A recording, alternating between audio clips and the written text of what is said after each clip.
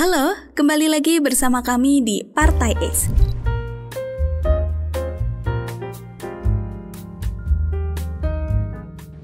DPR, Dewan Penindas Rakyat. DPR seharusnya menjadi Dewan Perwakilan Rakyat, namun kenyataannya, publik justru lebih sering merasakan wajah lain, Dewan Penindas Rakyat. Saat jutaan rakyat hanya mampu makan sekali sehari dengan upah Rp20.000, para wakil rakyat menikmati penghasilan setara 3 juta per hari. DPR MPR senilai 3 juta rupiah gaji DPR per hari. 3 juta sehari Topik mendadak ramai gaji dibahas. DPR 3 juta Kabar gaji sehari, anggota DPR Maka RI seharusnya naik tunjangan jadi 3 tersebut juta per senilai hari. Kita mencapai angka 100 juta rupiah per bulan atau 3 Naik juta jadi rupiah 3 sehari. juta per hari. Ironinya, ketika isu itu mencuat, yang muncul justru video anggota DPR berjoget riang. Joget di tengah penderitaan rakyat, joget di atas keringat buruh, nelayan, petani, dan pedagang kecil.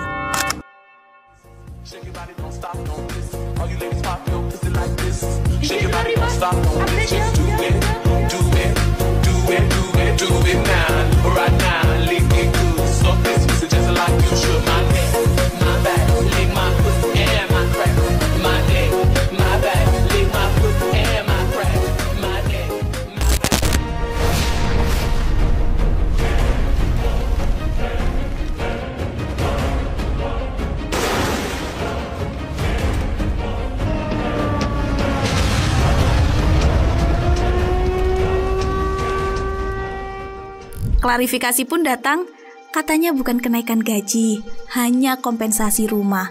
Namun rakyat sudah terlalu sering ditipu dengan permainan istilah, entah disebut tunjangan, fasilitas, atau kompensasi. Ujungnya tetap saja, uang rakyat yang mengalir ke kantong pejabat. Jika DPR benar-benar mewakili rakyat, yang seharusnya dipikirkan adalah kesejahteraan konstituen, bukan kenyamanan pribadi. Kursi parlemen adalah simbol amanah rakyat, bukan singgasana untuk berpesta. Tapi yang tampak justru sebaliknya. Rakyat diminta sabar, sementara wakilnya bersenang-senang. Maka wajar bila publik bertanya, apakah DPR ini masih Dewan Perwakilan Rakyat? Atau sudah berubah menjadi Dewan Penindas Rakyat?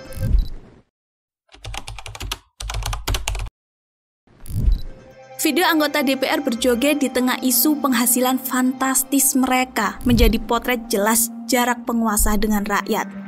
Di luar gedung megah, jutaan orang hidup dengan 20.000 sehari. Di dalam gedung, wakil rakyat tersenyum dan bergoyang, seolah tak ada masalah. Rakyat tidak butuh joget, tidak butuh istilah manis seperti kompensasi rumah. Yang rakyat butuh adalah sembako murah, pendidikan layak, dan akses kesehatan yang manusiawi. Namun yang ditunjukkan wakilnya justru pesta di atas penderitaan. Perwakilan sejati lahir dari keberpihakan. Jika wakil rakyat lebih sibuk menghitung tunjangan ketimbang menghitung berapa banyak rakyat yang masih lapar, maka wajar bila mereka disebut bukan lagi Dewan Perwakilan Rakyat, melainkan Dewan Penindas Rakyat.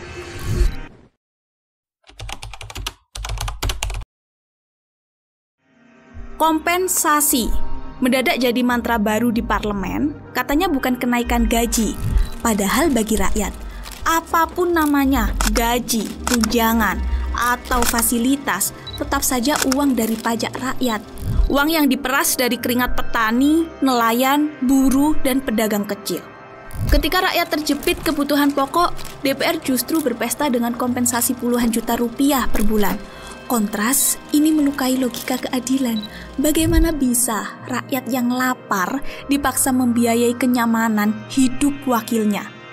Setiap rupiah untuk kompensasi seharusnya bisa dipakai memperbaiki sekolah roboh, membangun puskesmas, atau menambah subsidi pangan. Jika kondisi ini terus dibiarkan, DPR tidak lagi pantas disebut rumah rakyat.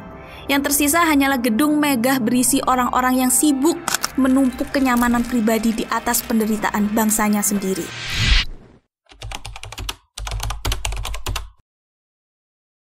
Kursi parlemen bukan sekedar tempat duduk, melainkan amanah jutaan rakyat. Namun kini, kursi itu lebih mirip singgasana mewah. Di luar gedung, rakyat bekerja seharian dan pulang hanya dengan Rp20.000. Di dalam gedung, wakil rakyat menikmati penghasilan setara 3 juta per hari, ditambah berbagai fasilitas. Dan ketika isu kompensasi mencuat, bukannya empati yang ditunjukkan, melainkan tayangan joget. Joget itu simbol betapa jauhnya mereka dari realitas rakyat. Demokrasi berubah jadi ironi, rakyat dijadikan tangga untuk meraih kursi empuk. Lalu setelah sampai, tangga itu ditendang. Tanpa kesadaran bahwa setiap rupiah berasal dari keringat rakyat, kursi parlemen bukan lagi kursi perwakilan, melainkan kursi pengkhianatan.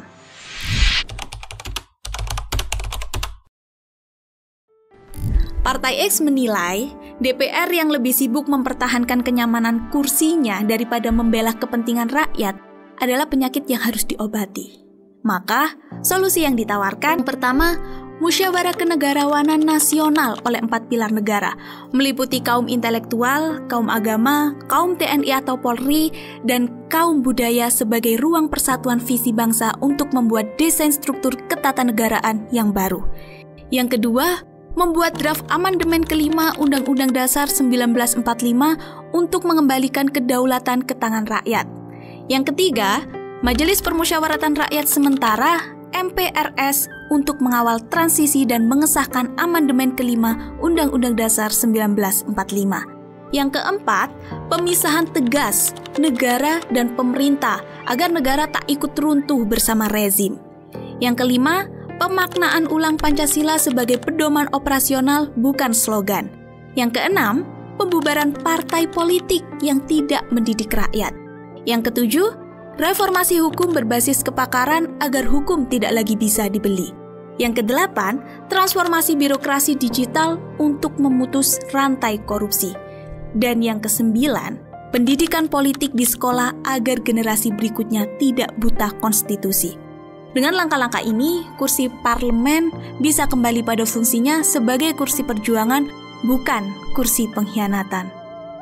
Itu tadi video dari kami. Jangan lupa like, comment, and subscribe. Dan kami Partai X pamit. Kami